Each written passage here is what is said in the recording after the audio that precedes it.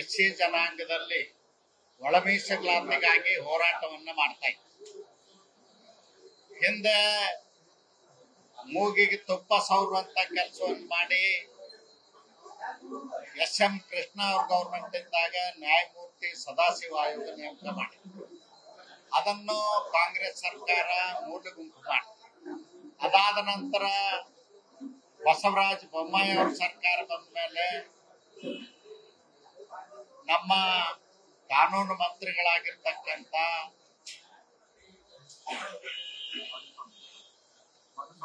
ಮಾಧುಸ್ವಾಮಿ ಅವ್ರ ನೇತೃತ್ವದಲ್ಲಿ ಕ್ಯಾಬಿನೆಟ್ ಉಪಸಮಿತಿ ಮಾಡಿ ವರದಿಯನ್ನು ಪಡ್ಕೊಂಡ್ರು. ಅದನ್ನ ಕೇಂದ್ರಕ್ಕೆ ಅವರು ಬಸವರಾಜ ಬೊಮ್ಮಾಯಿ ಶಿಫಾರಸು ಮಾಡಿದ್ರು. ಅಷ್ಟೊತ್ತಿಗೆ ಚುನಾವಣೆ ಘೋಷಣೆ ಆದದ್ರಿಂದ ಅದನ್ನು ಅನುಷ್ಠಾನಕ್ಕೆ ತರಲಿಕ್ಕೆ ಆಗ್ತದೆ. ಕಾಂಗ್ರೆಸ್ ಸರ್ಕಾರ ಸಿದ್ದರಾಮಯ್ಯನವ್ರ ನೇತೃತ್ವದಲ್ಲಿ ಏನಿದ್ದಾರೆ, ಕಾಂಗ್ರೆಸ್ಸಿನ ಎಲ್ಲ ಹೈಕಮಾಂಡ್ದವರು 2023 ಚುನಾವಣೆಯಲ್ಲಿ ನಮಗೆ ಅಧಿಕಾರ ಕೊಡಿ, ನಾವು ಒಳ ಮೀಸಲಾತಿ ಜಾರಿ ಮಾಡ್ತೀವಿ ಅಂತೇಳಿ ಅಧಿಕಾರಕ್ಕೆ ಬಂದು 2 ವರ್ಷ ಏನು ಮಾಡಲಿಲ್ಲ. ಕಳೆದ ವರ್ಷ ದೇಶದ ಪ್ರಧಾನಮಂತ್ರಿಗಳಾಗಿರ್ತಕ್ಕಂಥ ನರೇಂದ್ರ ಮೋದಿಜಿಯವರು ಸಾಮಾಜಿಕ ನ್ಯಾಯ ದೃಷ್ಟಿಯಿಂದ ಸುಪ್ರೀಂ ಕೋರ್ಟ್ನಲ್ಲಿ ಅಫಿಡವಿಟ್ ಹಾಕಿ ಒಳ ಮೀಸಲಾತಿ ಕೊಡ್ಲಿಕ್ಕೆ ನನ್ನ ಸರ್ಕಾರ ಬದ್ಧತೆ ಅಂತ ಹೇಳಿ ಕಾನೂನು ಇಲಾಖೆಯ ಅಧಿಕಾರಿಗಳನ್ನ ಮತ್ತು ಸಾಲಿಸಿಟರ್ ಜನರಲ್ ಅವ್ರನ್ನ, ಅಟಾರ್ನಿ ಜನರಲ್ ಅವ್ರನ್ನ ಕೋರ್ಟ್ಗೆ ಕಳಿಸಿ ವಾದ ಮಾಡಲಿಕ್ಕೆ ವ್ಯವಸ್ಥೆಯನ್ನು ಮಾಡಿ ಒಳ ಮೀಸಲಾತಿ ಅಂತಕ್ಕಂಥದ್ದು ಸಾಮಾಜಿಕ ನ್ಯಾಯ ಅಂತಕ್ಕಂಥ ದೃಷ್ಟಿಯಿಂದ ಸುಪ್ರೀಂ ಕೋರ್ಟ್ ಕೂಡ 7 ಸದಸ್ಯರ ನ್ಯಾಯಪೀಠ, ಸಂವಿಧಾನ ಪೀಠ ಆದೇಶ ಮಾಡಿ 1 ವರ್ಷದ ನಂತರ ನಾಗಮೋಹನ್ ದಾಸ್ ಅವರ ಕಮಿಟಿಯನ್ನ ನೇಮಕಾತಿ ಸಿದ್ದರಾಮಯ್ಯನವರು ಸರ್ಕಾರ ಮಾಡಿದ್ರು. ಸುಪ್ರೀಂ ಕೋರ್ಟ್ ಆದೇಶ ಜಾರಿ ಮಾಡಲಿಕ್ಕೆ ಅವ್ರಿಗೆ ಮನಸ್ಸಿಲ್ಲದಕ್ಕಾಗಿ ಮತ್ತೊಂದು ಕಮಿಟಿ ನಾಗಮೋಹನ್ ದಾಸ್ ಅವ್ರ ಕಮಿಟಿಯನ್ನು ಮಾಡಿ ವರದಿ ತಗೊಂಡು 5 ಗುಂಪುಗಳನ್ನಾಗಿ ಮಾಡಿರ್ತಕ್ಕಂಥದ್ದು.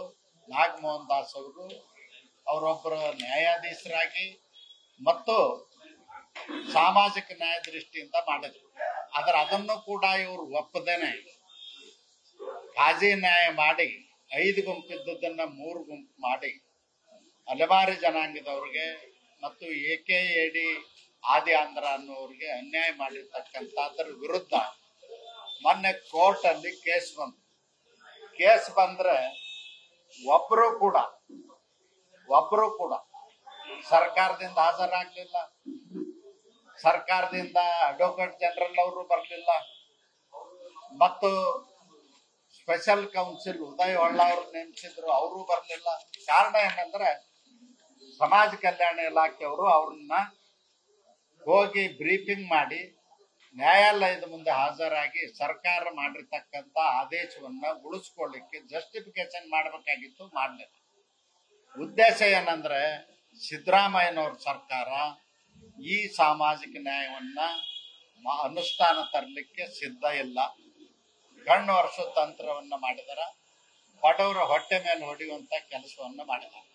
ಅದಕ್ಕಾಗಿ ನಾನು ಅದನ್ನ ಖಂಡಿಸ್ತೀನಿ. ಯಾಕಂದ್ರೆ ಸರ್ಕಾರ ಮತ್ತು ಸಮಾಜ ಕಲ್ಯಾಣ ಇಲಾಖೆ ಜಾಗೃತಿಯಿಂದ ಅದನ್ನ ನ್ಯಾಯಾಲಯದ ಮುಂದೆ ಬಂದಾಗ ಹಾಜರಾಗಿ ವಾದ ಮಾಡಬೇಕಾಗಿತ್ತು, ಜಸ್ಟಿಫಿಕೇಶನ್ ಮಾಡ್ಕೋಬೇಕಾಗಿತ್ತು. ಮಾಡದೇ ಇರೋದ್ರಿಂದ ಇವತ್ತು ಅನ್ಯಾಯ ಆಗಿದೆ ಮತ್ತು ಅನ್ಯಾಯವನ್ನ ಮುಂದುವರಿಸ್ತಕ್ಕಂತ ಕೆಲಸ ಮಾಡಿದ್ದಾರೆ.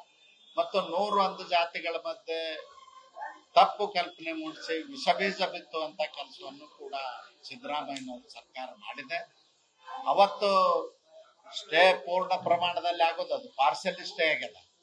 ನಮ್ಮ ಸಮುದಾಯದ ಒಬ್ಬ ಯುವ ವಕೀಲ ದೊಡ್ಡೇರಿ ಅಂತಕ್ಕಂಥವ್ರು ಹಾಜರಾಗಿ ವೆಂಕಟೇಶ್ ದೊಡ್ಡೇರಿ ಅವ್ರು ಇರದೇ ಹೋಗಿದ್ರೆ ಅವತ್ತು ಈ ಆದೇಶನೇ ಸ್ಕ್ವಾಶ್ ಆಗಿ ಹೋಗ್ತಿತ್ತು, ರದ್ದಾಗಿ ಹೋಗ್ತಿತ್ತು, ಇಲ್ಲ ಸಂಪೂರ್ಣ ಪ್ರಮಾಣದಲ್ಲಿ ಸ್ಟೇ ಆಗ್ತಿತ್ತು. ಈಗ ಪಾರ್ಸಲಿ ಆಗಿದೆ.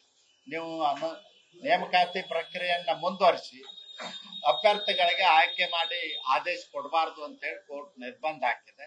ಹೀಗಾಗಿ ಕಾಂಗ್ರೆಸ್ ಸರ್ಕಾರ ದಲಿತರಿಗೆ ಮೋಸ ಮಾಡ್ತಕ್ಕಂತ ಏನ್ ಪ್ರಕ್ರಿಯೆ ಅದ ಅದನ್ನ ಸಂಪೂರ್ಣವಾಗಿ ಮುಂದುವರಿಸಿದೆ. ಇದನ್ನ ನಾನು ಖಂಡಿಸ್ತೇನೆ. ದಲಿತರೆಲ್ಲರೂ ಎಚ್ಚೆತ್ತುಕೊಳ್ಬೇಕು.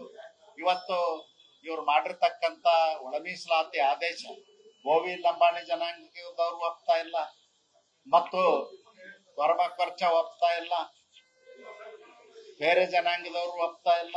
ಹೀಗಾಗಿ ಇದೊಂದು ಬಗೆಹರಿಸಬಾರ್ದು, ಕಗ್ಗಂಟಾಗೇ ಇರಬೇಕು ಅಂತಕ್ಕಂಥ ಉದ್ದೇಶದಿಂದ ಮಾಡಿದ.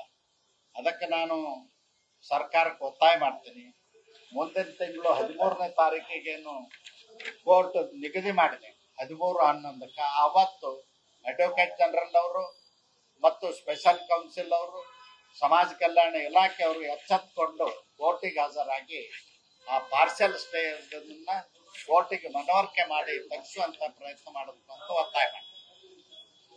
ಇದನ್ನ ಕೊಡ್ತೇನೆ ನಿಮಗೆ, ಬೇಕಾದ್ರೆ ಯಾರ ಕೋರ್ಟ್ ಎದುರಾಗ ನೋಟ್ ಮಾಡಿ. ಪರಮೇಶ್ವರ್ ಅವರು ಸಿಎಂ ಆಗ್ಬೇಕಂತೇಳಿ ಸಾಕಷ್ಟು ಹುದ್ದೆ ರೇಸ್ ನಲ್ಲಿ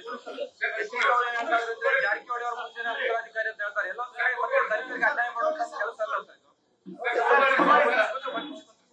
ಸಿದ್ದರಾಮಯ್ಯನವರ ಸರ್ಕಾರ ಮತ್ತು ಕಾಂಗ್ರೆಸ್ ಉದ್ದೇಶ ಏನಂತಂದ್ರೆ ಅವರವರೊಳಗೆ ಕುಸ್ತಿ ಹಚ್ಚಿ, ಹೊಡೆದಾಟ ಹಚ್ಚಿ, ತಪ್ಪು ಕಲ್ಪನೆ ಮಾಡಿಸಿ ತಾವು ದೆಹಲಿಯಲ್ಲಿ ಕೂತಂತ ನಾಯಕರು ಬೆಣ್ಣೆ ತಿನ್ಕೊತ ಕೂಡ್ಬೇಕನ್ನೋ ಉದ್ದೇಶ ಅದ. ಅವರು ಯಾವತ್ತೂ ಕೂಡ ಯಾರಿಗೋ ದಲಿತರಿಗೆ, ಹಿಂದೆ ಮಲ್ಲಿಕಾರ್ಜುನ್ ಖರ್ಗೆ ಅವ್ರನ್ನ ಮುಖ್ಯಮಂತ್ರಿ ಆಗ್ಬೇಕು ಅಂತೇಳಿ 40 ವರ್ಷ ಹೋರಾಟ ಮಾಡಿ ಹೋದ್ರು. ಇವತ್ತು ಪರಮೇಶ್ವರು ಕೂಡ 20 ವರ್ಷದಿಂದ ಮುಖ್ಯಮಂತ್ರಿ ಆಗ್ಬೇಕು ಅಂತ ಹೋರಾಟ ಮಾಡ್ತಾ ಇದ್ದಾರೆ. ಕಾಂಗ್ರೆಸ್ನವರು ಯಾವುದೇ ಕಾರಣಕ್ಕೂ ಅವ್ರನ್ನ ಮುಖ್ಯಮಂತ್ರಿ ಮಾಡೋದಿಲ್ಲ, ಮೂಗಿ ತುಪ್ಪ ಹಚ್ಚಿ ಹೋಗ್ತಾ ಇರ್ತಾರೆ. ಹಾಗೆಲ್ಲ ಬರೀ ದಲಿತ ಸಿಎಂ ಆಗಾಗ ಬರೀ ಒಂದೊಂದ್ಸರಿ ಇದಾಗೋದು ಮತ್ತೆ ತಣ್ಣಗಾಗದ ಇಲ್ಲ, ಅವ್ರಿಗೆ ಮಾಡೋ ಉದ್ದೇಶ ಇಲ್ಲ. ಮಾಡಬೇಕಾಗಿದ್ರೆ ಸ್ವಾತಂತ್ರ್ಯ ಬಂದು 70 ವರ್ಷ ಆಗ್ಯದ, 65 ವರ್ಷ ಕಾಂಗ್ರೆಸ್ನವರು ಆಡಳಿತ ಮಾಡಿದಾರ. ಮಾಡಬಹುದಾಗಿತ್ತಲ್ಲ, ಮಾಡಿಲ್ಲ, ಮಾಡೋದಿಲ್ಲ. ಈಗ ಜಾರಕಿಹೊಳಿ ವಿಚಾರ ಬರ್ತಾ ಇದೆ ಸರ್. ಅಂದ್ರೆ ಈಗ ಯಾರನ್ನು ಜಾರಕಿಹೊಳಿ ಅವ್ರನ್ನ ಮಾಡೋದಿಲ್ಲ, ಯಾರನ್ನು ಮಾಡೋದಿಲ್ಲ. ಕಾಂಗ್ರೆಸ್ನವರು ದಲಿತರನ್ನ ವೋಟ್ ಬ್ಯಾಂಕ್ ಮಾಡ್ಕೊಂಡು ಮೋಸ ಮಾಡಿ ಹೋಗೋರು ಅಷ್ಟೇ, ಹೊರತು ಬೇರೆ ಏನ್ ಮಾಡೋದು. ನ್ಯೂಸ್ ಫಸ್ಟ್ ನಿರ್ಭೀತಿಯಿಂದ ನಿಮ್ಮ ಪರವಾಗಿ.